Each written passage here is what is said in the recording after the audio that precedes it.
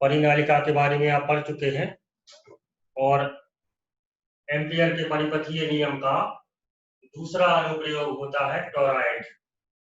Toroid क्या होता है, किस काम में आता है, इसका चुंबकीय क्षेत्र कैसा बनता है और कितना बनता है, इसमें भी हम एम्पियर के परिपथीय नियम का उपयोग करेंगे। तो ये भी एम्पियर के नियम का एक अनुप्रयोग है। ठीक है, बायो-सेवर्ट के नियम के आपने दो अनुप्रयोग देखे थे, कुंडली की अक्ष प्रतिप्रता और कुंडली के केंद्र प्रतिप्रता। और एम्पियर के परिपथीय नियम के तीन अनुप्रयोग हैं। एक हमने आपको कराया था अनंत लंबे तार के कारण चुंबकीय क्षेत्र, उसके बाद किसी परिनालिका के अक्ष पर उसके अंदर कितना चुंबकीय क्षेत्र होता है, और अब तीसरा अनुप्रयोग है टॉरॉयड। तो जैसे परिनालिका होती थी जहां पर हमें शक्तिशाली चुंबक की आवश्यकता होती है लेकिन साइज हम उतना बड़ा नहीं कर सकते, वहां पे हम परिनालिका का यूज करते हैं। उसी प्रकार परिनालिका के जैसा ही होता है टॉरॉयड। ये भी एक शक्तिशाली चुंबक होता है जिसका साइज और ज्यादा छोटा होता है। साइज छोटा लेकिन शक्ति ज्यादा, प्रबलता अधिक, चुंबकीय क्षेत्र की तीव्रता बहुत अधिक। मतलब जहां बहुत शक्तिशाली चुंबक की आवश्यकता हो और अपने पास स्पेस ना हो, उतना जगह कम हो, वहां पे हम टॉरॉयड का यूज कर सकते हैं और परिनालिका मतलब सोलेनॉइड का यूज कर सकते हैं। तो परिनालिका को आप पढ़ चुके हो, उसका आंसर आया था B is equal to mu naught n i. ठीक है, पिछली क्लास में आपने देखा था। म्यू नॉट चुंबकशीलता, इसका मान ज्यादा होना चाहिए। एन परिनालिका की इकाई लंबाई में फेरों की संख्या, छोटी सी लंबाई में ज्यादा फेरे होंगे मतलब वो राउंड पास पास में होना चाहिए। और जो करंट फ्लो कराते हैं वो हर एक राउंड के साथ इंक्रीज होती जाती है, इसका मतलब एन आई, ज्यादा करंट होती है ज्यादा प्रबल चुंबकीय क्षेत्र बनता है। तो एक छोटा सा चुंबक है अपने पास, उसकी शक्ति उतनी नहीं होती जितनी की एक परिनालिका में शक्ति होती है। अब आपने देखा होगा, यदि कोई साउंड बॉक्स कभी आपने खोल के देखा हो तो साउंड बॉक्स में गोल चुंबक लगे होते हैं, सर्कुलर शेप के वृत्तीय आकार के चुंबक लगे होते हैं उस साउंड बॉक्स के अंदर। क्योंकि साउंड बॉक्स में जो गोल चुंबक लगे होते हैं उनके द्वारा साउंड की फ्रिक्वेंसी कंट्रोल की जाती है। अभी हम आगे बढ़ेंगे, अगले इस चैप्टर में आपको मिलेगा कि ध्वनि की आवृत्ति कैसे बदली जाती है, किस प्रकार उसका हम उसको मॉडिफाई करते हैं। फिलहाल आप केवल ये समझ लो कि गोल चुंबक साउंड बॉक्स में लगाया जाता है क्योंकि उससे साउंड की मतलब फ्रिक्वेंसी जो है, साउंड को भेजने का जो तरीका है उसको अच्छी तरीके से हम मॉडिफाई कर सकते हैं। तो गोल चुंबक का उपयोग साउंड बॉक्स में किया जाता है। क्यों करते हैं आगे मिलेगा, वहां पढ़ेंगे। फिलहाल केवल हमें ये समझना है कि ये गोल चुंबक क्या करता है, साउंड को संप्रेषित करता है, ध्वनि को आगे भेजता है। ठीक है, एक वक्ता माइक में से बोलता है और एक डोरी में से होकर उसकी जो आवाज है वो तरंगों के रूप में चेंज होकर डोरी में से होकर लाउड स्पीकर तक जाती है।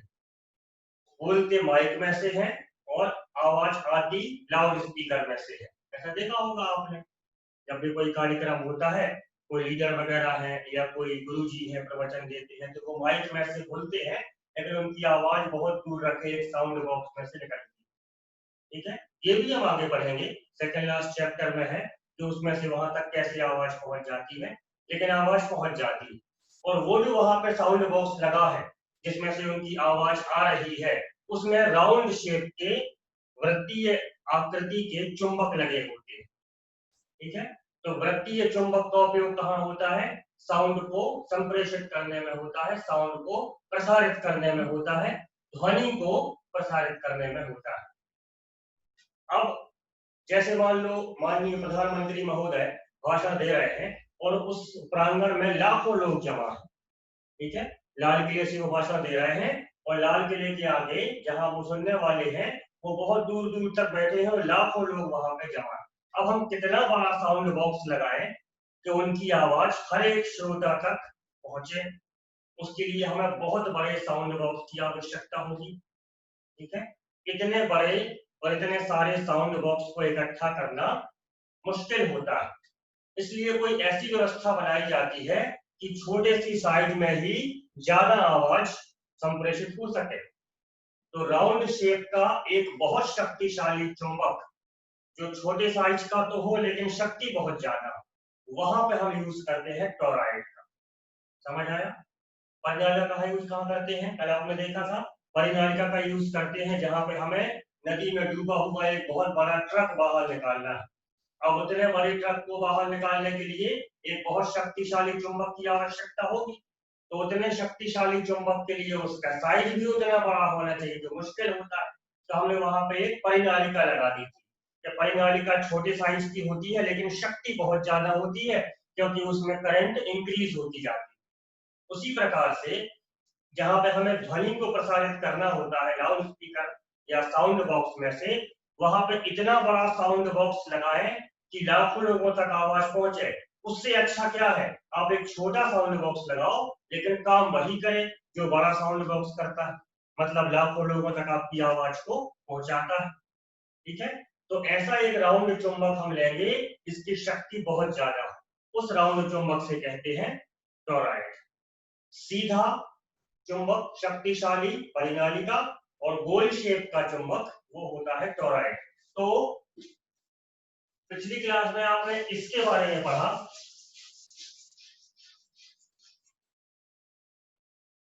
ये होती है परिनालिका, जो कि एक शक्तिशाली चुंबक वाला कार्य करती है। शक्तिशाली चुंबक के जैसे ये व्यवहार करती है। शक्तिशाली चुंबक के जैसे व्यवहार करने का मतलब ये है कि जैसे शक्तिशाली चुंबक बहुत बड़ी बड़ी वस्तुओं को खींच सकता है, ये भी खींच सकता है। ठीक है? अब दूसरी बात पे आते हैं। जैसे एक बड़ा गोल चुंबक अपनी आवाज को बहुत दूर तक भेज सकता है, उसी प्रकार से क्या वही काम एक छोटा चुंबक कर सकता है? तो आंसर है हाँ, कर सकता है। उसका नाम होता है टोरॉइड। तो हम टोरॉइड कैसे बनाते हैं? ये हमने एक परिनालिका ली, ये परिनालिका ली। अब आप सोचना, ये परिनालिका है, हमने इस सिरे को पकड़ा, इस सिरे को पकड़ा और ऐसे जाके मिला दिया, तो शेप क्या बन गया? ये ऐसे गोल। ठीक है? कोई भी आप एक परिनालिका लोगे, कोई भी आप स्प्रिंग लेते हो और स्प्रिंग के दोनों सिरों को ऐसे मिला देते हो, तो वो वृत्तीय शेप का बन जाएगा, गोल शेप का बन जाएगा। तो ये होता है टोरॉइड। ठीक है? तो टोरॉइड वास्तव में परिनालिका ही है, केवल उसका शेप चेंज कर दिया गया है। एक परिनालिका को इस प्रकार से ना बनाकर हम इसको ऐसे घुमा के यहां मिला दें तो ये ऐसा बन जाएगा।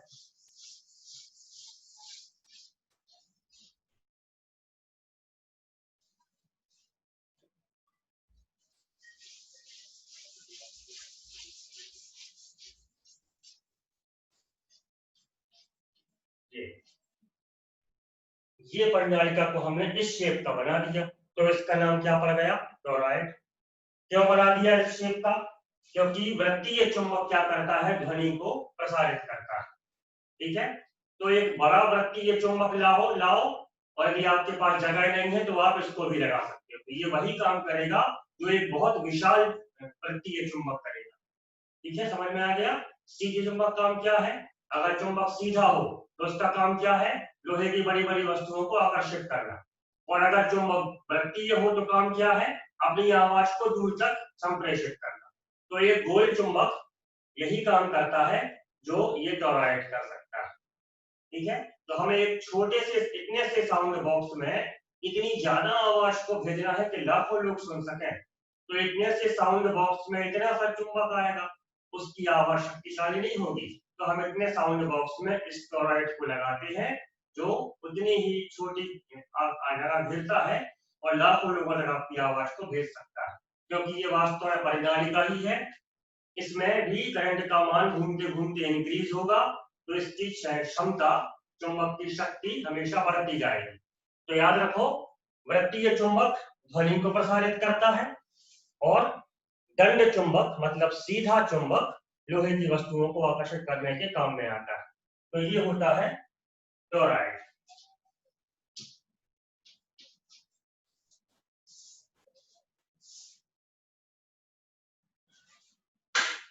एक परिनालिका को लेंगे और उसको ऐसे मिला के गोल कर देंगे तो टोरॉइड बन जाएगा। ठीक है? या किसी भी एक टायर को लेंगे, टायर को रबर के टायर को, उस टायर के चारों तरफ ऐसे ऐसे ऐसे ऐसे वायर लपेट देंगे तो टायर वृत्तीय शेप का होता है। उस टायर पे आपने पूरे में ऐसे ऐसे ऐसे गोल करके तार लपेट दिया तो वो क्या बन गया, वो टोरॉइड बन गया। अब उसको आप जहां भी लगाओगे तो वो साउंड को आपके दूर तक भेजने की कोशिश करेगा, वो ये काम करता है। तो इस टोरॉइड को हम ऐसा बनाते हैं, एक हमने ये वृत्तीय शेप का कोई भी रबर का या प्लास्टिक का कुछ भी एक फ्रेम लिया, ये फ्रेम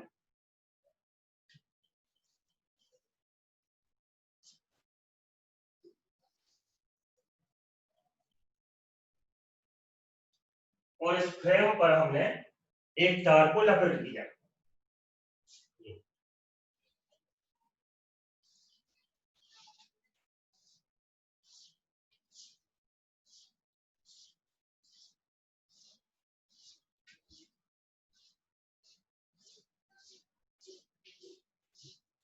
ये हमने बहुत दूर दूर बनाए हैं, इतने दूर दूर नहीं होते, बहुत पास पास इसके राउंड होना चाहिए, क्योंकि इकाई लंबाई में फेरों की संख्या n इसका मान ज्यादा होना चाहिए।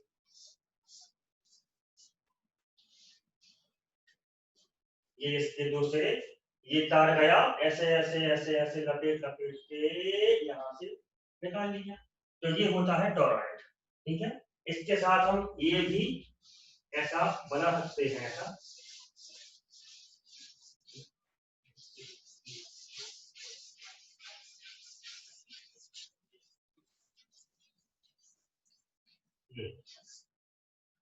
ये भी टोरॉइड है, ये भी टोरॉइड है। ये ऐसा दिखता है जब बन जाता है, वास्तव में चीज तो तार ही है ना, तो तार को घुमा घुमा के टोरॉइड बनाते हैं। या तो आप स्क्रीन को जो क्या जोड़ दो ऐसा परिनालिका को, या फिर एक रबर की या प्लास्टिक के किसी भी फ्रेम पर इस प्रकार तार लपेट दो। अब ये टोरॉइड है, इस टोरॉइड में भी हम वही सब चीजें मानेंगे जो हमने परिनालिका में मानी थी।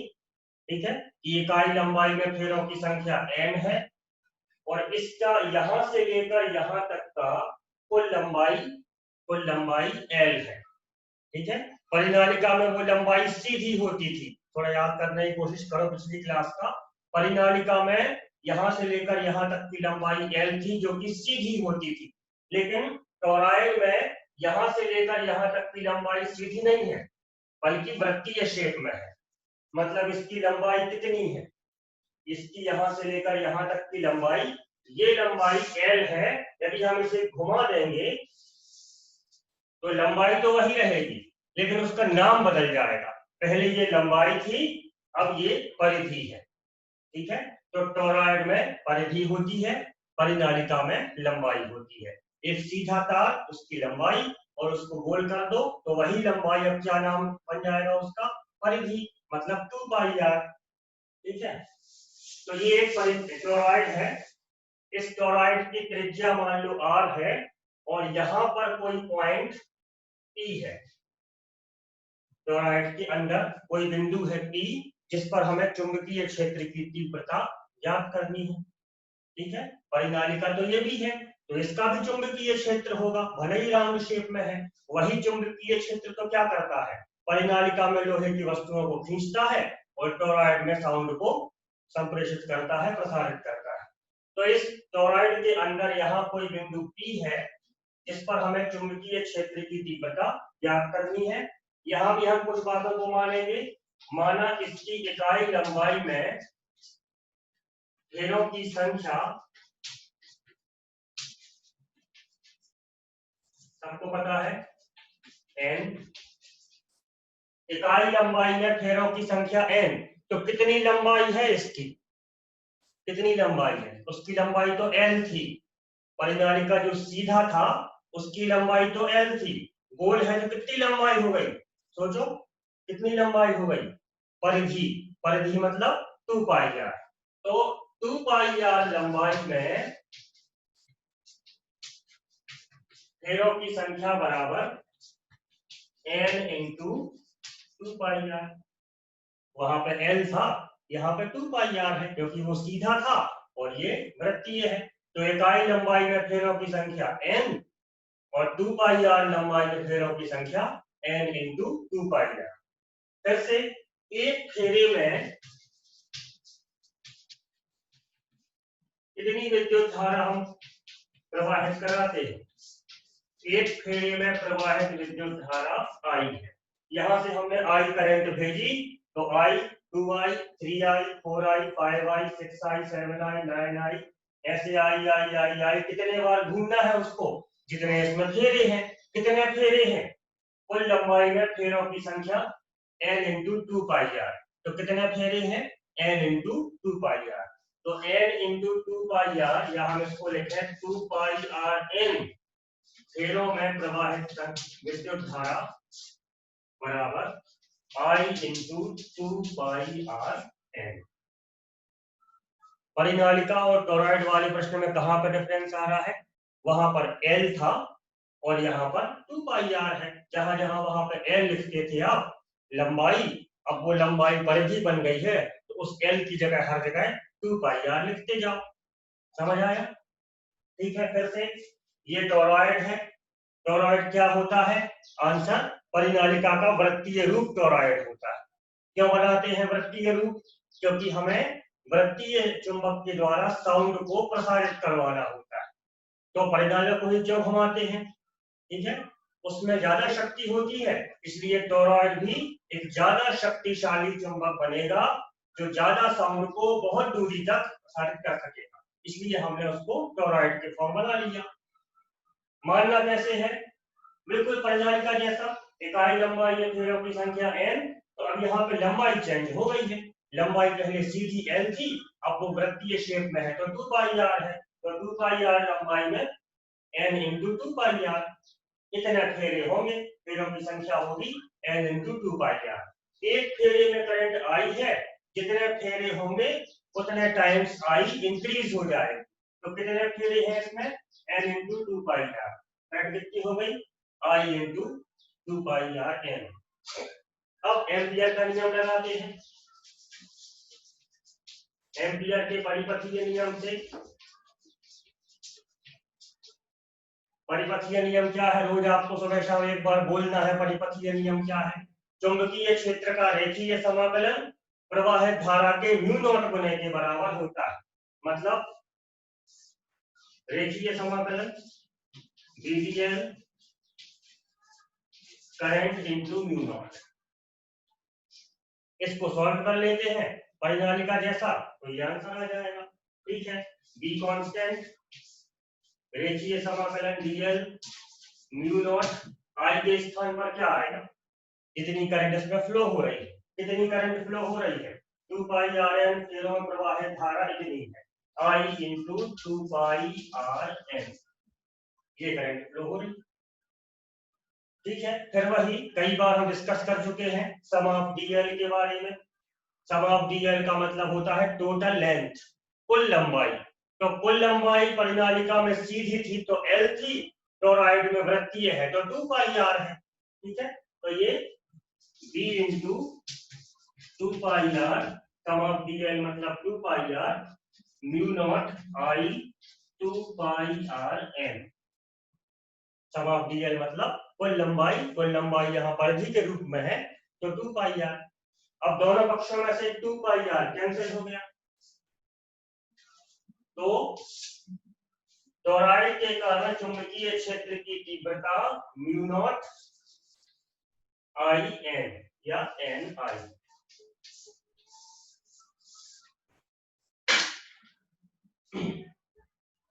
म्यू नॉट एन आई।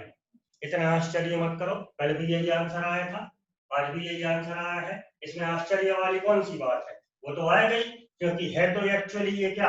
परिनालिका। परिनालिका चाहे आप ऐसी पकड़ो चाहे ऐसी पकड़ो, चाहे त्रिभुज बना दो चतुर्भुज बना दो, रहेगी तो परिनालिका ही। ठीक है, उसके कारण चुंबकीय क्षेत्र की तीव्रता भी वही रहेगी जो उसकी पहले थी। तो चाहे वो राउंड शेप में हो तो भी म्यू नॉट एन आई, और चाहे सीधे शेप में हो तो भी म्यू नॉट एन आई।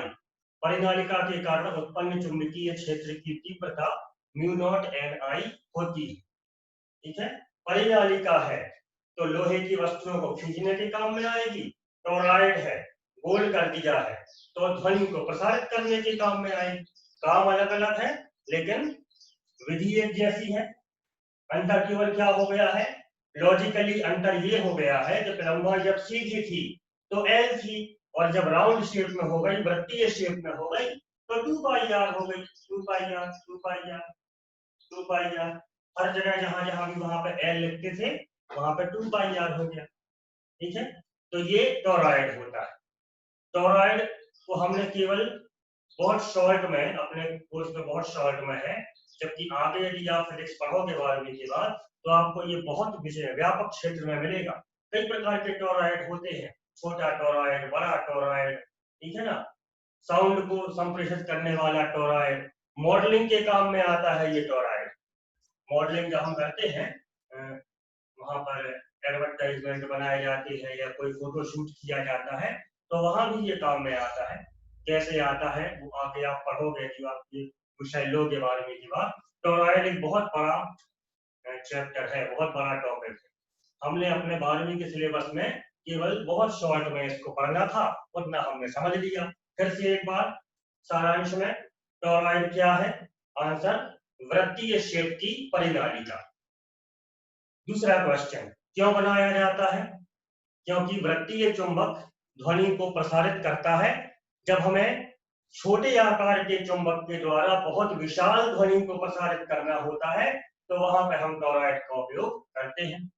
तीसरा क्वेश्चन, क्या टोरॉइड वास्तव में एक परिनालिका के साथ व्यवहार करती है? तो हाँ करती है, क्योंकि ये परिनालिका ही तो है। दोनों एक समान व्यवहार करते हैं, बस काम अलग अलग करते हैं। यदि किसी भी आप चुंबक को वृत्तीय शेप का बना दोगे तो वो क्या करने लगेगा? लोहा तो खींचेगा, लोहा तो ये भी खींचता है, वो तो बेसिक काम है उसका, लेकिन साथ में और क्या करने लगेगा? वो साउंड को प्रसारित करने लगेगा। तो ये करता है। कैसे निकालते हैं? तो इकाई लंबाई में फेरों की संख्या। अब चूंकि इसकी लंबाई वृत्तीय शेप की है तो 2 पाई आर लंबाई में फेरों की संख्या, फिर एक फेरे में प्रवाहित धारा और 2 पाई आर एन फेरों में प्रवाहित धारा। ये करंट का मान हो गया। एम्पियर के नियम में आप करंट का मान लिखा। रेखीय समाकलन डीएल मतलब कुल लंबाई जो कि वृत्तीय शेप में है तो 2 pi r, 2 pi r, 2 pi r cancel हो गया, इसलिए बी का वही आंसर आएगा जो परिनालिका के लिए आया। फिर से वही, टोरॉइड का चुंबकीय क्षेत्र किस प्रकार बढ़ाया जा सकता है? इसको देख के आप बता सकते हैं किस प्रकार बढ़ा पाएंगे? एक ऐसा माध्यम रख दो जिसकी चुंबकशीलता अधिक हो। दूसरा, टोरॉइड में इकाई लंबाई में फेरों की संख्या अधिक कर दो। तीसरा, एक फेरे में पहले प्रवाहित होने वाली धारा को बढ़ा दो। तो ये 3 कारकों पर निर्भर करता है। नंबर 1 माध्यम की चुंबकशीलता, नंबर 2 इकाई लंबाई में फेरों की संख्या, और नंबर 3 एक फेरे में प्रवाहित होने वाली विद्युत धारा। तो ये टोरॉइड था।